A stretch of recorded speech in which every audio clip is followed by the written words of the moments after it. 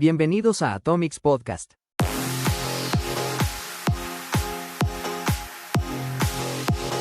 Temporada 2, Episodio 2.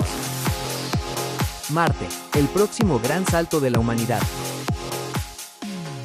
¿Cuánto tiempo tardarías en llegar a Marte si fuera una autopista y manejaras a 120 kilómetros por hora? 160 años, sin paradas, sin sueño. 160 años. Y sin embargo, ahí vamos.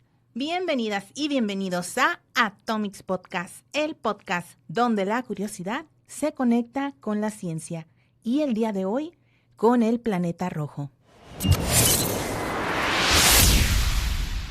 Soy Iraís, tu host, y en cada episodio tomamos un tema del universo, literalmente, y lo desmenuzamos, lo desmontamos pieza por pieza hasta que nos haga sentido.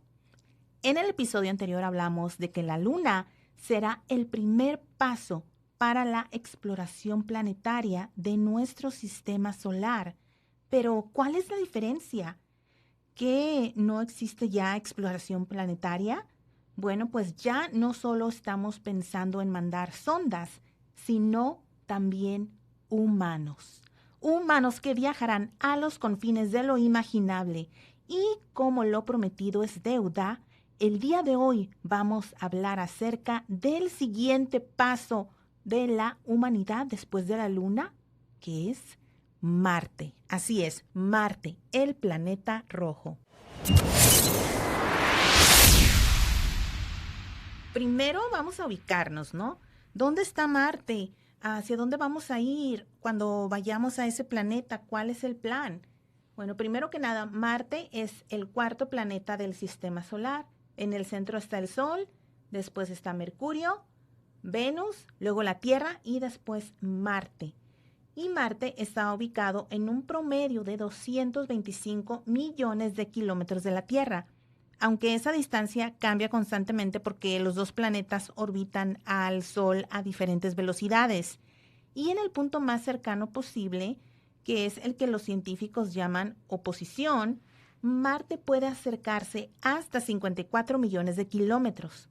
Y en el punto más lejano, que se le llama conjunción, puede estar a 401 millones de kilómetros. Y eso va a importar muchísimo cuando pongamos nuestros pedidos de Amazon con destino a Marte, ¿no lo crees? Pero antes de hablar de cómo llegar, necesitamos conocer el lugar, porque Marte es distinto de la Luna y también no es solamente un punto rojo en el cielo, sino más bien un mundo completo, con su propia geología, su propia historia, su propia atmósfera y posiblemente su propio pasado con el agua. Piénsalo así, piensa en Marte como una cebolla gigante que tiene 3 capas principales. Tiene la corteza, el manto y el núcleo. La corteza es esa capa exterior que tiene un promedio de 50 kilómetros de grosor, aunque varía. El hemisferio sur tiene una corteza más gruesa y más antigua que la del hemisferio norte.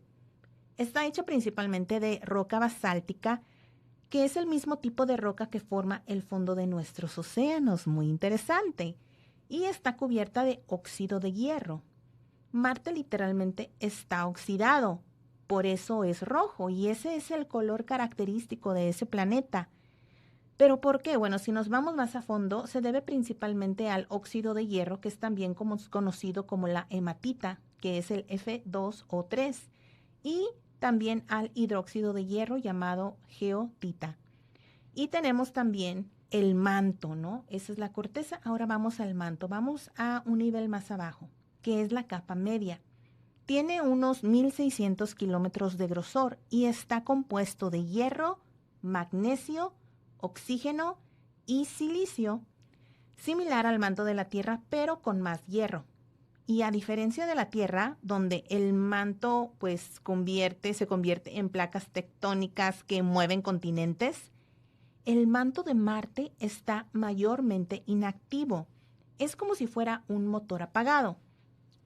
Las consecuencias de eso son enormes y ya vamos a ver por qué.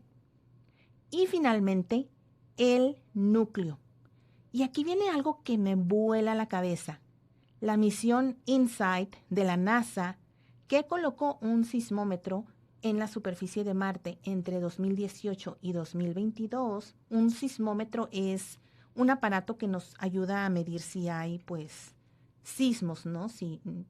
No podemos decir terremotos porque no estamos en la Tierra, martemotos. ¿Cómo lo llamamos? A ver, vamos a ponerle nombre oficial a esto, aunque ya lo tiene. Pero bueno, esos sismos que esta misión InSight pues evaluó entre esos años 2018 y 2022, pues nos dio esos primeros datos sísmicos del planeta y lo que encontraron fue sorprendente. El núcleo de líquido de Marte tiene un radio de aproximadamente 1835 kilómetros, o sea, es mucho más grande de lo que se esperaba y está compuesto de hierro, níquel y azufre. Y lo más importante, no gira de manera que genera un campo magnético global. Y bueno, ¿qué pasa si no existe un campo magnético? Bueno, pues la respuesta está en 2 palabras: sin escudo. A diferencia de la Tierra, que la Tierra tiene un campo magnético que desvía el viento solar, ese flujo constante de partículas cargadas que el Sol escupe o que emite hacia todos lados, bueno, sin ese escudo, el viento solar golpea directamente la atmósfera superior y literalmente la erosiona, similar como pasa en la Luna. Y bueno, pues entonces toda esta erosión básicamente la bota al espacio. Y durante miles de millones de años, ese proceso ha vaciado la atmósfera de Marte. Lo que antes era un planeta con una atmósfera densa, con agua líquida, posiblemente con condiciones para que existiera la vida, se fue convirtiendo en el desierto frío y delgado que vemos hoy. Pero aquí viene un dato clave. En octubre de 2023, científicos que analizaban datos de InSight reportaron evidencia de un océano de magma bajo la corteza de Marte. Sí, debajo de ese desierto frío podría haber roca fundida. Y nos estamos dando cuenta que Marte nos guarda aún más secretos de lo que creemos. Ahora subamos a la superficie. Y aquí es donde empiezan los récords mundiales, o mejor dicho, planetarios, ¿no? Marte tiene al Olympus Mons, el volcán más grande del sistema solar, que tiene 21 kilómetros de altura, 2 veces y media el monte Everest, o sea, es mucho más grande, 2.5 veces más grande que el monte Everest, y 600 kilómetros de diámetro. Es tan grande que si estuvieras parado en su cima, el horizonte estaría tan lejos que no podrías ver que estás en un volcán. Y la curvatura del planeta hace que los bordes desaparezcan detrás de ese horizonte. O sea, déjame repetir esto. Estarías en la cima de la montaña más grande del sistema solar y no sabrías, no te darías cuenta que estás en una montaña. Así de grande es. También tiene el Valle Mariner o Valles Marineris, que es el sistema de cañones más grande conocido. Tiene 4,000 kilómetros de longitud y hasta 7 kilómetros de profundidad y 200 kilómetros de anchura en algunos puntos. El Gran Cañón del Colorado, que todos conocemos por su espectacular belleza y pues su rojizo inigualable, tiene 446 kilómetros. Valle Marineris lo tiene 10 veces más. Imagínate meter 10 Gran Cañón dentro del Valles Marineris.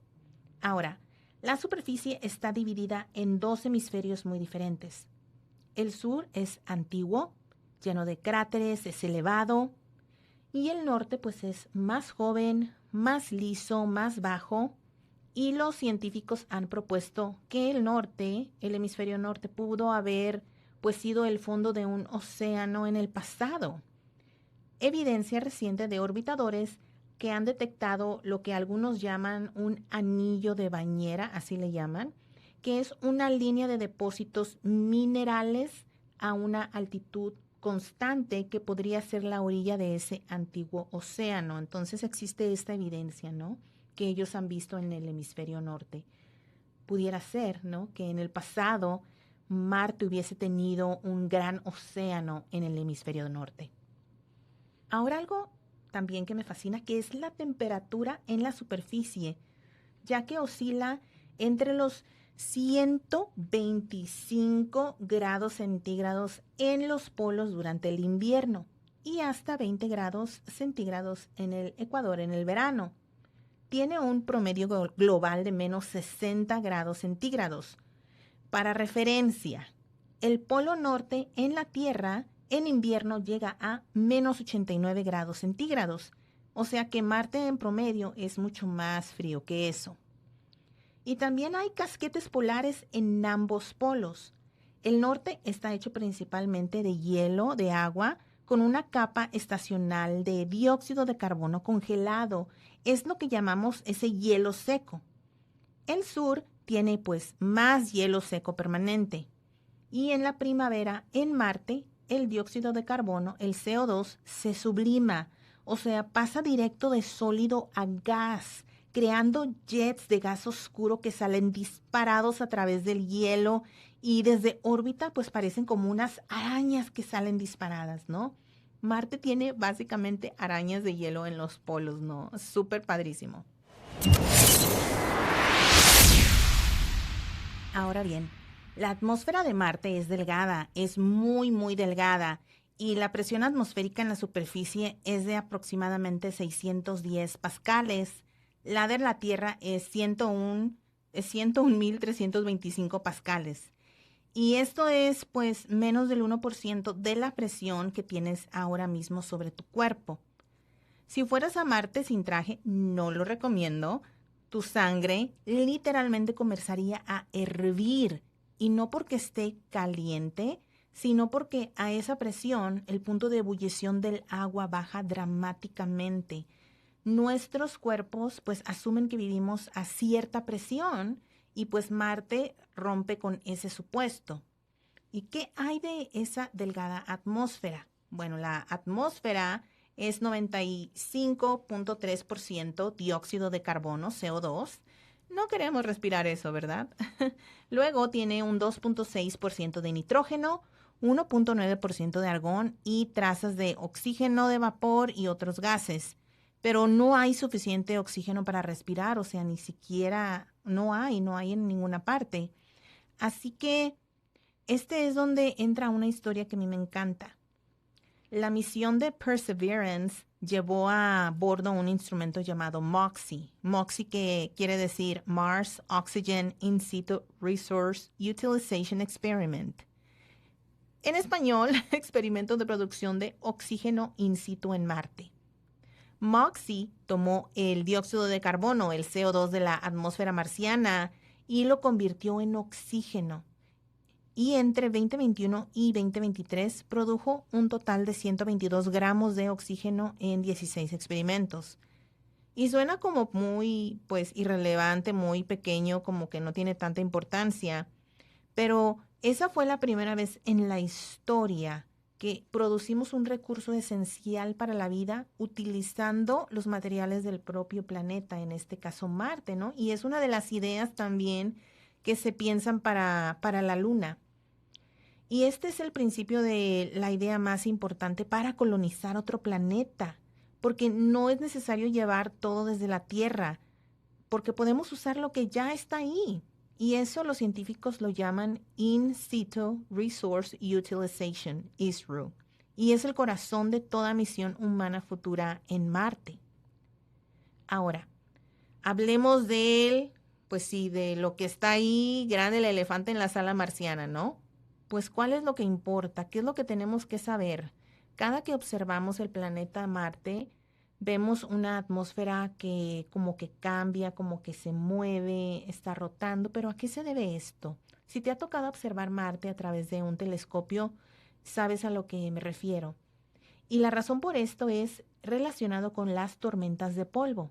Marte tiene las tormentas de polvo más grandes del sistema solar, o sea, casi que Júpiter, ahí te voy, ¿no? Bueno, es diferente porque eso es gas, pero este tiene las tormentas regionales que pueden cubrir todo un continente.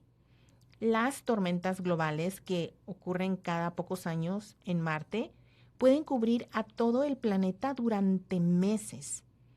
En 2018 hubo una tormenta global tan intensa que bloqueó la luz solar que alimentaba el rover Opportunity durante demasiado tiempo. O sea, no había luz solar. O sea, toda esa tormenta de polvo duró tanto que bloqueó al rover Opportunity. Y bueno, Opportunity llevaba 15 años en Marte. La tormenta lo apagó para siempre. Después de más de 50 kilómetros recorridos y miles de descubrimientos, el 13 de febrero del 2019 enviamos el último mensaje y ya no hubo respuesta. Para los astronautas humanos, las tormentas de polvo son un problema triple. ¿Por qué? Porque bloquean la energía solar, reducen la visibilidad a casi cero y las partículas de polvo marciano son muy finas y potencialmente tóxicas, ya que contienen el percloro, un compuesto que puede dañar la tiroides. Cualquier misión humana en Marte necesita estrategias para sobrevivir a esas tormentas.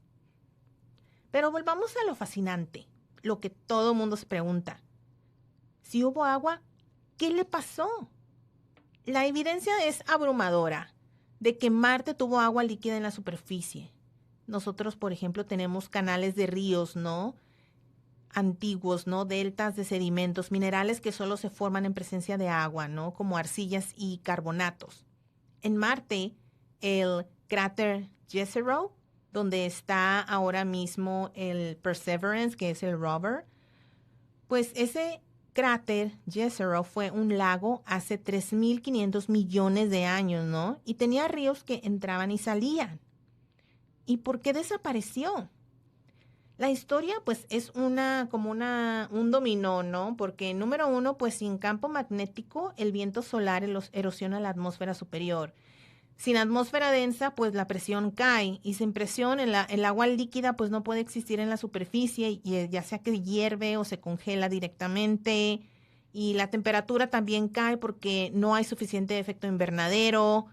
El manto que se enfrió pues detuvo la actividad volcánica que hubiera repuesto esos gases que tal vez el planeta necesitaba. Entonces, pues fue un efecto dominó y Marte fue perdiendo su escudo, su manto térmico, su agua, o sea, todo a la vez durante miles de millones de años. Pero el agua no desapareció completamente, o sea, está ahí, escondida. Tenemos agua helada en los polos.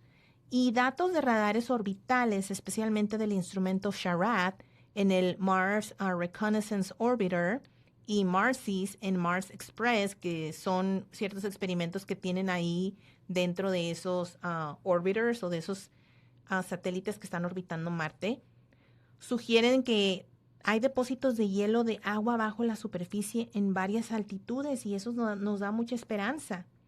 En 2018, el instrumento MARSIS detectó una señal que podría indicar agua líquida bajo el polo sur, atrapada bajo kilómetros de hierro. No de hierro, de hielo. Hierro. A veces se me sale ciertas palabras muy bien, pero no, de hielo, no de hierro. Y el debate sobre esta detección continúa, pero sí es real y eso realmente cambia todo. Entonces, tenemos un planeta con agua congelada, con dióxido de carbono, que se puede convertir en oxígeno y combustible, con recursos en el suelo. Todo lo que necesitamos para sobrevivir, ¿no? O sea, en teoría, está ahí. Entonces, ¿qué nos está deteniendo a ir? Y la respuesta involucra a la física, la medicina, la ingeniería y la pregunta más honesta que nos podemos hacer. ¿Quién va a llegar primero? Ok, pero vamos a detenernos por un momento porque les estoy diciendo que el Perseverance, que el Curiosity, que esto, que el otro, muchas cosas, ¿no? Vamos a detenernos por un momento porque en este momento Marte tiene ojos y oídos, tiene rovers y orbitadores activos, ¿no? Y es interesante saber, bueno, cuántas naves tenemos ahora mismo en Marte. Así que vamos a hacer ese inventario. En este momento, en Marte, hay 9 misiones activas, 2 rovers en la superficie. Los rovers son esos carritos que se mueven, ¿no? Que se ven así bien cute, bien lindos. Y tiene 7 orbitadores alrededor del planeta que son como satélites. Entonces, bueno, déjenme presentárselos. Primero tenemos a Curiosity, que significa como pues, curiosidad, ¿no? Curiosity.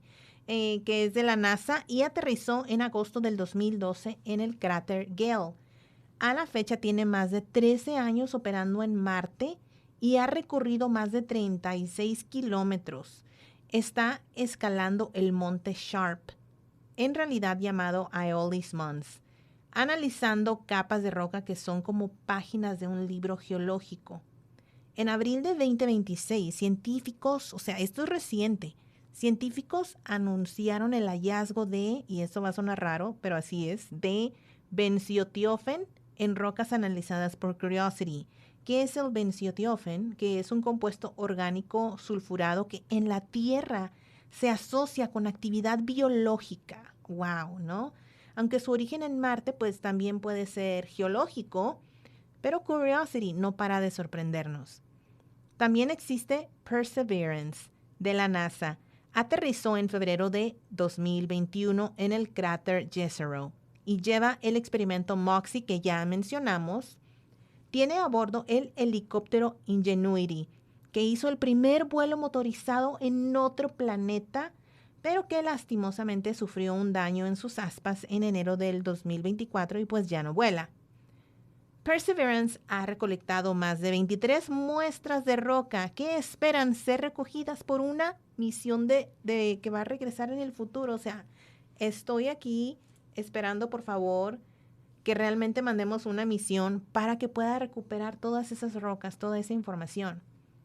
En julio de 2024 encontró una roca llamada Shejava Falls, que tiene características que algunos científicos la describen como posibles biosignaturas, marcas que en la Tierra indicarían vida macrobiana antigua.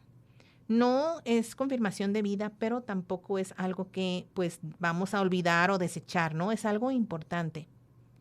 Y en órbita tenemos al Mars Odyssey, que pues también fue lanzado por NASA, la puso en órbita desde el 2001 y detectó hielo subsuperficial. También está el Mars Reconnaissance Orbiter, el MRO o el MRO de la NASA desde el 2006, que tiene la cámara High Rise, que fotografía a 30 centímetros por píxel desde órbita. Y esa es la que nos da esas imágenes súper bonitas que tenemos de Marte. También está el Maven de la NASA, que lamentablemente perdió comunicación en diciembre de 2025, pues sí, recientemente, ¿no? Hace un par de meses, y sigue en estado incierto, ¿no? Entonces esperemos que se pueda recuperar, ¿no? Que exista todavía ahí, esté orbitando. También está el Mars Express de la ESA, de la European Space Agency, Agencia Espacial Europea, que está orbitando desde el 2004. También está ExoMars Trace Gas Orbiter, TGO, que también es de la ESA y está disponible en Marte orbitando desde el 2016, ¿no? Y este se especializa en gases de traza como metano. También existe el Hope Probe de Emiratos Árabes Unidos, que está en órbita desde el 2021 y estudia la atmósfera y el clima global.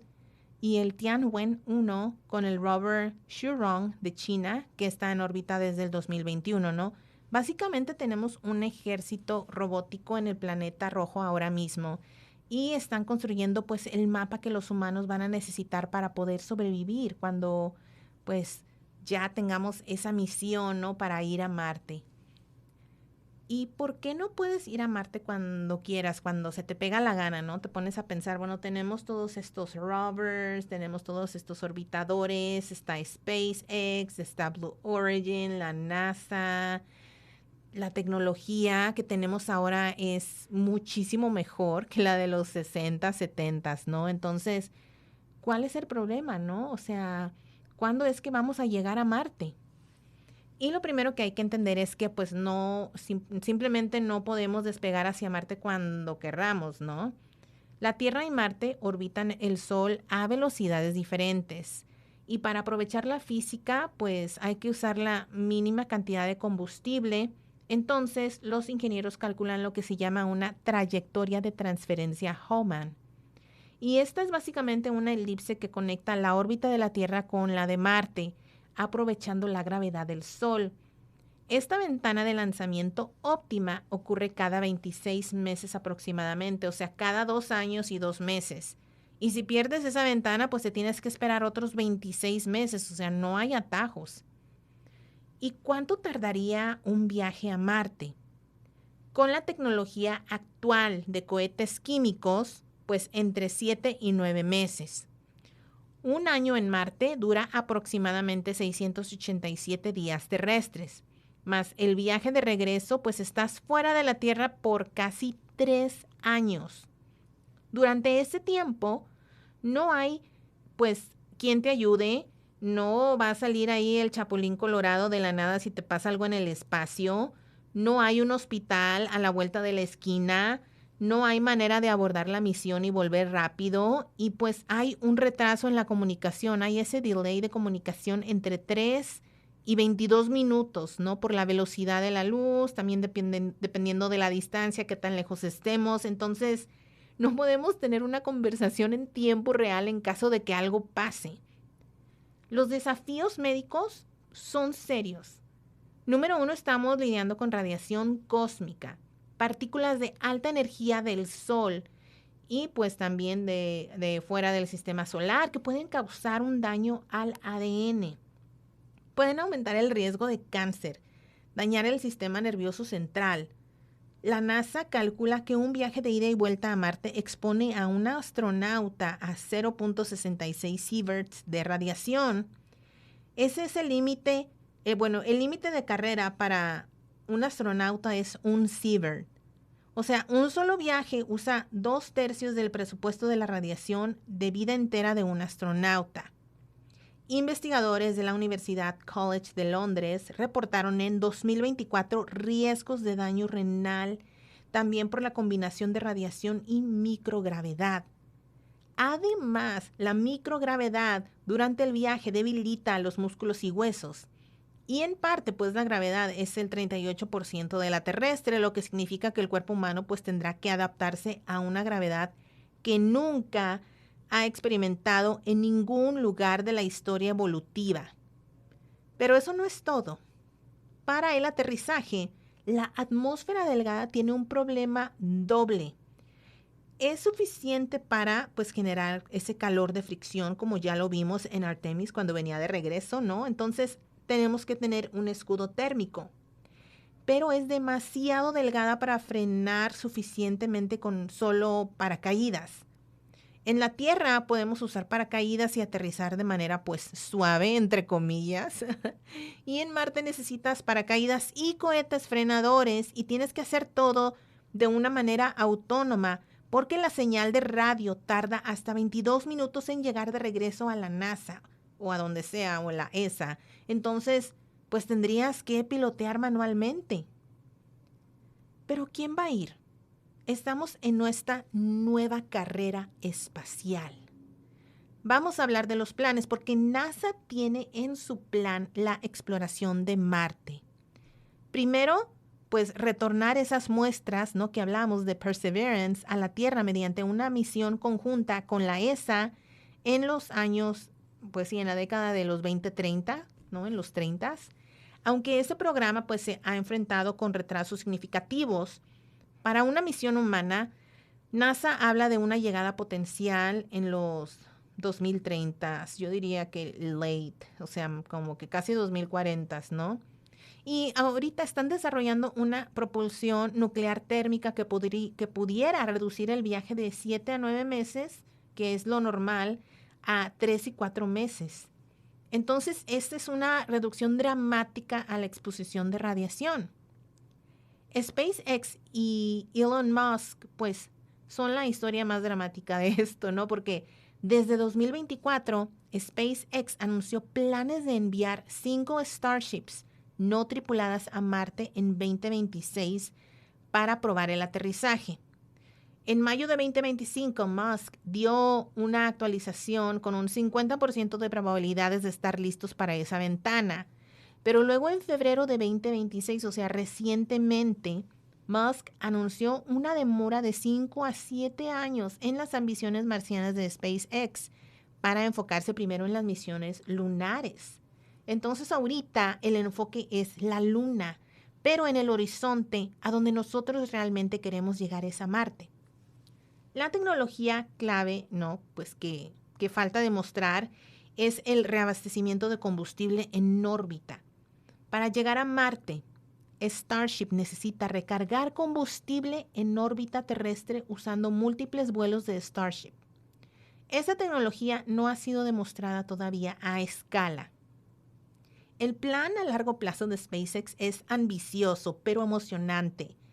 Quieren mandar 100 Starships en 2031, 500 en 2033 y hasta 1,000 o 2,000 naves por ventana de transferencia, llevando entre 100 a 200 personas cada uno. Para 2050, Musk habla de una ciudad autosuficiente en Marte. ¿Y el combustible en Marte? Bueno, pues ¿cómo le vamos a hacer? SpaceX planea producir metano y oxígeno directamente en Marte usando agua helada del suelo y CO2 de la atmósfera. El proceso se llama Sabatier Reaction. Básicamente tomas el CO2 y el H2O y con energía produces CH4, ¿no? Que es el metano y oxígeno. El combustible del regreso se fabrica en Marte mientras la tripulación está allá. Y si eso falla, pues no hay regreso. Es por eso que estas tecnologías necesitan ser probadas con misiones robóticas primero, mucho antes de que llegue un humano. La pregunta de por qué hacer todo esto, por qué vamos a gastar tanto dinero en esto, y déjame te digo, es que hay niños que no comen, hay esto y lo otro. Sí, lo entiendo, lo comprendo totalmente, porque son mis preguntas también. Pero la pregunta es importante, pero la respuesta es que nos da otra perspectiva. La perspectiva que necesitamos como humanidad. También nos da la habilidad de mejorar nuestras tecnologías y empujar esas tecnologías más allá del horizonte para también poder proveer pues mejoras en la Tierra y estar preparados para un futuro donde tal vez la Tierra pueda llegar a tener la misma adversidad con la que pasó Marte.